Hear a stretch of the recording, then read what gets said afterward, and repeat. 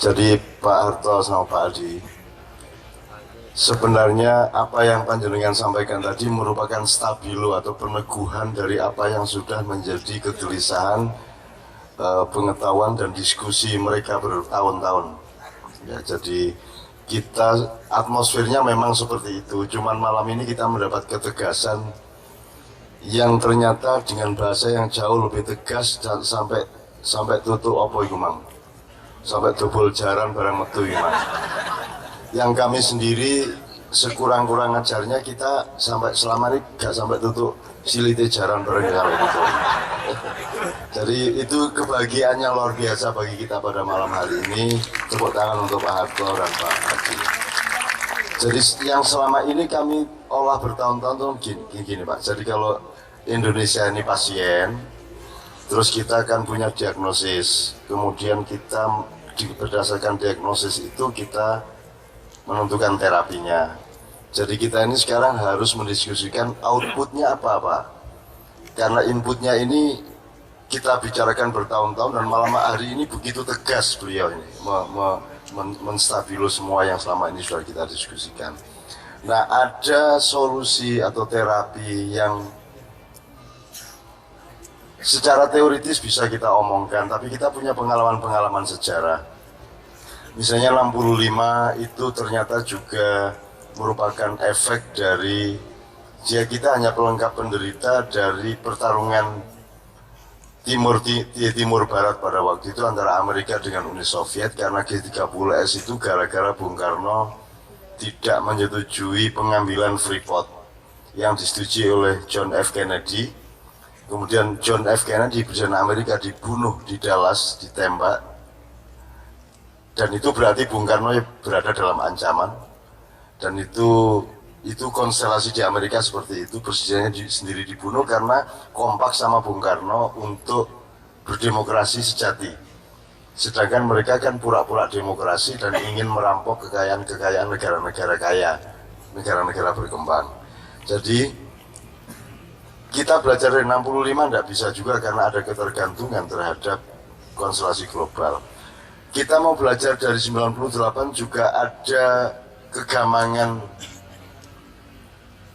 internasional dan ada keraguan nasional. Saya menyebutnya gitu. Internasionalnya karena saya dari dulu mengatakan mohon mahasiswa jangan merasa pernah menurunkan Soeharto, karena Pak Harto itu bukan diturunkan, Pak Harto itu mau turun. Pak Harto itu mau lengser, dan itu ada beberapa sebab yang pernah saya ceritakan. Nah, kalau kita membuat seperti reformasi 98 lagi, yang puncaknya sebenarnya adalah satu langkah enter di keyboard dari seorang konglomerat tingkat dunia yang merubah konstelasi finansial dunia, sehingga kita tiba-tiba hari itu mengalami krisis yang luar biasa. Dolar naik sampai 15-16 ribu pada waktu itu. Artinya semua yang kita lakukan selama reformasi itu bisa dianggap jasa juga, tapi sebenarnya juga tidak jasa-jasa amat. Dan saya sendiri menilai apa yang saya lakukan bersama tim 5 orang untuk meminta Pak Harto mundur itu juga kadang-kadang saya ragukan sendiri. Sebenarnya kayaknya cocoknya Pak Harto jangan mundur gitu loh. Karena Pak Harto itu dibilang harus turun tuh ketika Indonesia sudah akan menjadi macan Asia tapi pakai peci, kan begitu kalau istilah saya. Jadi Pak Harto itu mengalami konversi dari orang Islam Jawa, jadi orang Islam tapi bobotnya itu kejawen. Mulai 85 ke atas, Pak Harto mulai berpikir untuk terbalik menjadi orang Islam, menjadi orang Jawa yang Islam. Maka kemudian terjadi konstelasi otoritas di TNI sendiri, yang Pak Harto merubah dari ABRI merah putih bergeser menjadi ABRI hijau, sampai beliau secara sipil di samping perantaraan Golkar, beliau juga menghimpun kekuatan Islam melalui pendirian Ikatan Cendekiawan Muslim Indonesia di Unibro Malang. Nah, itu berarti kalau Indonesia akan menjadi macan Asia, mungkin dunia tidak terlalu keberatan, tapi yang sangat keberatan adalah kalau macannya itu pakai peci dan sarung. Artinya kalau kekuatan ekonomi Indonesia adalah kekuatan ekonomi Islam, itu yang mereka tidak mau. Gitu. Anda pasti paham bahwa tidak mungkin dunia global mengizinkan orang Islam kuat, mengizinkan orang Islam sejahtera, mengizinkan orang Islam menguasai modal dan seterusnya. Nah, jadi kita mau belajar dari 98 ya susah-susah juga, Pak. Jadi apakah kita akan melakukan revolusi fisik satu, ataukah kita akan melakukan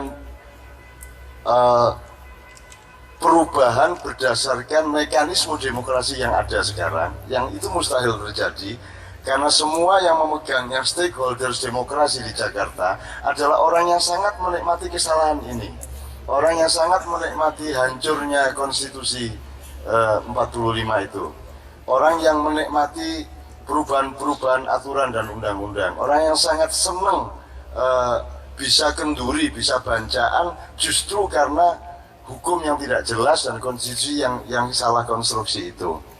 Jadi istilah kita waktu di perkapalan kan, ini kapal besarnya yang konstruksinya salah, fondasinya dirubah. Padahal bangunannya sudah terlanjur seperti itu, maka tinggal tunggu saatnya ada tiang yang akan ambruk, tembok yang akan ambruk, karena fondasinya dirubah. Dan perubahannya menurut beliau tadi 9 berapa persentasenya. Dan tidak, maksud saya yang undang-undang 2002 itu, dari 45 menjadi 2002 itu sekian pasal, 31 pasal dari 37 pasal, jadi sekitar 85%. Ya, itu kan berarti fondasinya tidak cocok sama bangunannya yang sudah ada, maka pasti terjadi keambrukan besar maupun yang kecil-kecil, gitu ya. Jadi kita mau belajar, kalau kita melewati demokrasi normal sekarang, wong mereka yang ingin kita rubah, mereka yang ingin tidak berubah, tidak mungkin itu bisa kita laksanakan, kan begitu. Jadi nggak bisa Anda ngusulkan ke DPR, wong justru di sana itu yang tempat pelestarian perubahan fondasi tadi itu. Nah, sementara ini yang kita lakukan adalah kalau solusi intelektual sudah kita lakukan, artinya Anda sudah bukan manusia Indonesia yang diproduksi oleh kesalahan konstruksi konstitusi itu. Ini Anda itu orang baru, berpikirnya baru, dan andaikan Anda yang pegang Indonesia, Indonesia pasti akan berbeda. Di Padang Bulan ini, di Bang Wetan, di Maiyah ini, justru kedaulatan dan martabat manusia dan kebangsaan itu nomor 1. Jadi di sini pedomannya nggak makan nggak apa-apa asal bermartabat. Artinya nggak ada nasi nggak apa-apa asal masih pakai celana gitu, Pak. Sementara di Jakarta nggak apa-apa melorot celananya gondal-gandul asal makan, kan gitu. Jadi di sini anutannya sangat jelas, dan sementara ini saya mengandalkan Anda pasti untuk jangka yang agak panjang, tidak mungkin hari ini. Nah, yang ingin saya tanyakan adalah jalan keluar yang dua yang belum saya sebut. Pertama, sebenarnya kita merindukan TNI, merindukan bapak-bapak prajurit sejati Republik Indonesia ini untuk di banyak negara. Saya kira situasi seperti ini akan dihandle oleh tentara, tapi di Indonesia tidak bisa itu dihandle karena banyak sekali kendala TNI. Karena TNI kan pernah diembargo sampai 21 tahun kalau tidak salah, dan seterusnya. Meskipun tetap hebat, TNI kita tetap hebat sampai hari ini, tetapi kita tidak punya mohon maaf, tidak punya dedengkot di atas yang kira-kira punya nyali seperti di Korea Selatan tahun 81, 82 dan seterusnya. Jadi sementara ini jalan keluar kepada TNI itu saya mohon jawab, kira-kira bisa nggak kita harapkan. Nah, jalan keluar yang lain yang selama ini kita yakini adalah jalan keluar spiritual. Sambil membangun kaderisasi seperti ini, jalan keluar spiritual yang saya maksudkan itu adalah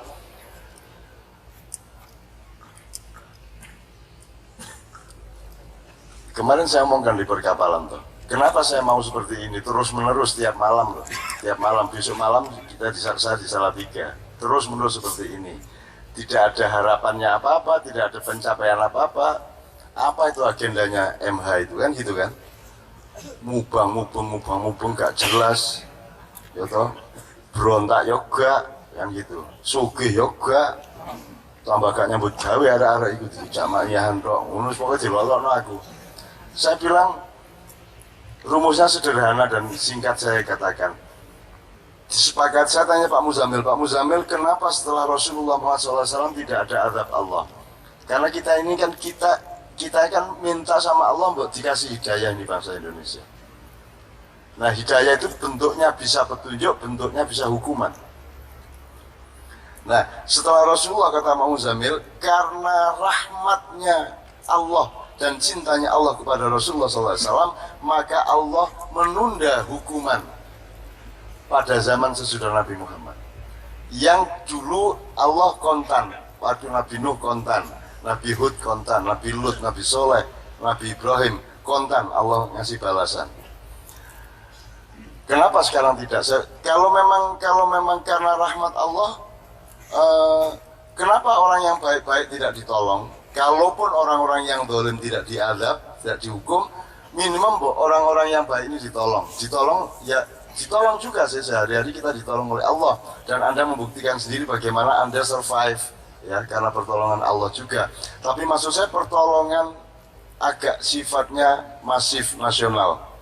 Jadi wa nuridu an namunna 'alal ladzina stud'ifu fil ard wa naj'aluhum a'immah wa naj'aluhumul warithin. Dan aku, kata Allah, berkehendak untuk menolong atau membangkitkan orang-orang yang ditindas di muka bumi, dan aku akan pergilirkan mereka untuk menjadi pemimpin yang baru dan akan menjadi pewaris dari kekuasaan dan kasih sayangku. Kira-kira seperti itu. Nah, itu kan masalahnya kan nggih, kula percaya bisa, tapi kapan niku kinten-kinten lah ngono. Niku pun angger tangi turu lho, durung. Tangi turu durung meneh. Durung gitu. Apa meneh iki mang wis nyambut gawe gak jelas, arek sekolah iki gurung karuan iso bayar, jawaban gak teko-teko. Nah, sementara ini logikanya gini, Pak Harto sama Pak Adi. Kenapa saya mau seperti ini? Terus menerus. Dan ini tidak bisa berhenti loh Mas ini. Ya bisa leren iki mak ya apa cara leren. Oktober kok jadwalnya luwih padat meneh kok, Masya Allah. Sehingga saya harus ekstra sehat. Saya harus dirahmati Allah untuk tidak ngantuk, untuk tidak menguap, gitu ya. Untuk tidak geringgingen, ya, untuk tidak ya apa meneh kudu ngono iku. Nah, rumusnya gini Pak Harto. Anak-anak saya kasih tahu, Allah itu kalau Anda semua beribadah, seluruh dunia taat, sujud semua, masuk Islam semua, itu Allah badi apa enggak? Allah beruntung apa tidak? Tidak. Kalau semua hambanya ini kufur semua, zalim semua, ngaco semua, mursal kabeh, banggel kabeh, Allah rugi enggak? Enggak. Jadi Allah tidak bisa engkau gembirakan dan tidak bisa engkau susahkan. Kan begitu? Tapi kenapa Allah marah ketika Nabi Nuh? Jawabannya sederhana, karena yang disakiti oleh kezaliman manusia adalah kekasihnya Allah, yaitu Nuh alaihissalam, Hud alaihissalam, Soleh alaihissalam, Muhammad alaihissalam, Ibrahim alaihissalam, Musa alaihissalam. Maka dibelain. Jadi gampangannya gini Pak, kalau kita dihina orang kita marahnya 5 volt gitu ya. Tapi kalau istri kita yang dihina orang, menurut Pak Muzamil 45 volt. Carok, saya bilang gitu jawabannya, ya Pak. Kalau diri kita yang dihina orang, kita masih marahnya dikit, tapi kalau istri kita dihina orang, carok, kan begitu kan? Itu saya tanya persentase, jawabnya carok, ngono ya begini. Artinya Allah itu kalau engkau menyakitinya, Allah belum tentu marah karena dia tidak kerasa apa-apa. Tapi kalau kekasihnya Allah engkau sakiti, maka Allah akan membalas orang yang menyakiti itu. Masalahnya sekarang ini siapa yang dicintai Allah di Indonesia? Kan begitu. Siapa yang dicintai Allah di Indonesia yang bisa membuat Allah marah dan tersinggung? Kalau lautan sebegini luas malah impor garam. Kan Allah marah mestinya. Tapi kok nggak marah-marah? Gitu. Nah, yang saya lakukan adalah koyok wong ngarit lah. Ngarit, nggak didik, suka didik, set. Dengan Anda duduk seperti ini sampai jam 3, ikhlas, nggak cari uang, nggak ada pamrih keduniaan, semuanya karena nasionalis sejati, humanis sejati, muslim sejati di sini ya. Perhitungan saya, pasti ini meningkatkan cinta Allah kepada Anda. Dan nanti dan ini berlangsung di seluruh Indonesia yang saya datangi, saya menambah jumlah orang yang dicintai Allah. Ya, Dan nanti akan sampai ke tingkat di mana Anda benar-benar resmi menjadi kekasih Allah. Kalau Anda sudah menjadi kekasih Allah, bukan hanya hidup sehari-harimu beres, bukan hanya keluargamu dilindungi, tapi kalau ada orang yang menyakiti Anda, kalau ada orang menyakiti rakyat Indonesia, maka Allah akan menghukum semua orang yang menyakiti itu.